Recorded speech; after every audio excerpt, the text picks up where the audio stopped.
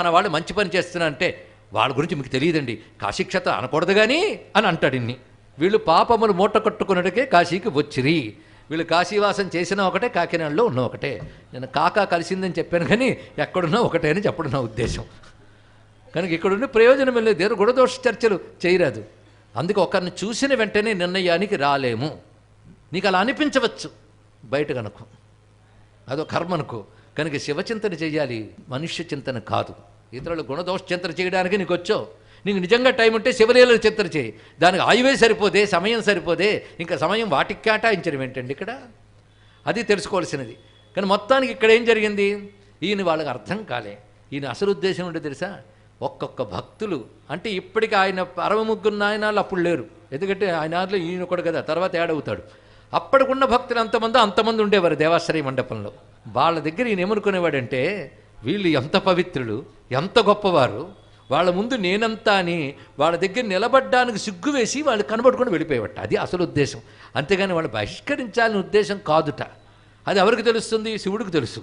మిగిలిన వాళ్ళకి ఏం తెలుస్తుంది? శివుడు శివమిత్రుడు అని చేరదీయడం వల్ల అద్భుతంగా పాడగలిగే శక్తి, వ్రాయగలిగే శక్తి, పైగా పాట అల్లుతాడు ఆయన. పాట అల్లడం అంటే స్వరాన్ని అక్షరాన్ని ఏకకాలంలో అల్లుతూ గానం చేయడం చిన్న విషయం కాదండి. అవధానంలో పద్యం చెప్పడం కంటే కష్టం ఇది. ఇక్కడ ఆ రెండూ కలిపి గానం చేస్తాడు. అనుభూతితో ఉంటాడు కనుక తడుముకోవడాలు, తర్వాత ఆగి ఆగి చెప్పడాలు, నసగడాలు లేవు. అంత గొప్పగా చెప్తాడు.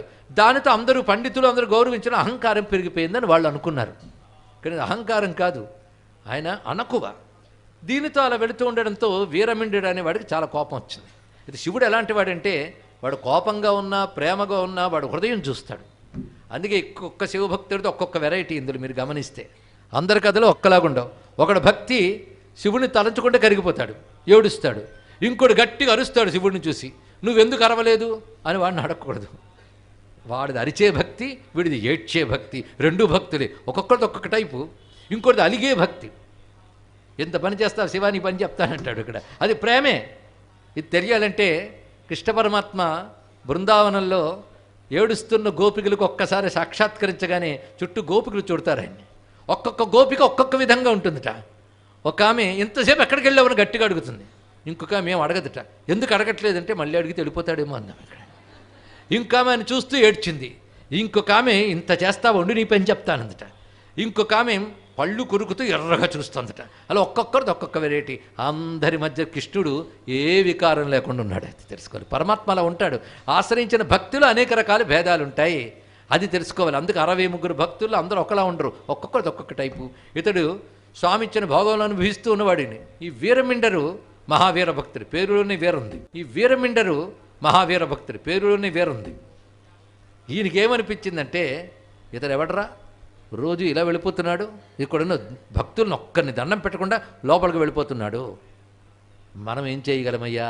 ఇక్కడ శివుడే చేరదీశాడు ఆయన్ని, అందుకే అలా ఉన్నాడు. శివుడు చేరదీశాడా? భక్తుల్ని కొలవని వాడిని శివుడు చేరదీశాడా? అయితే నేను ఈ క్షేత్రాన్ని బ్యాన్ చేస్తున్నాను అడుగుతాను. ఇక నేను ఈ క్షేత్రానికి రాను, ఎందుకంటే ఇతడు ఇక్కడ ఉన్నాడు కనుక, ఇతడిని ఈ శివుడు చేరదీశాడు కనుక ఇక్కడ రాను అని చెప్పి తన చేర రాజ్యంలోనూ కూర్చున్నాడు.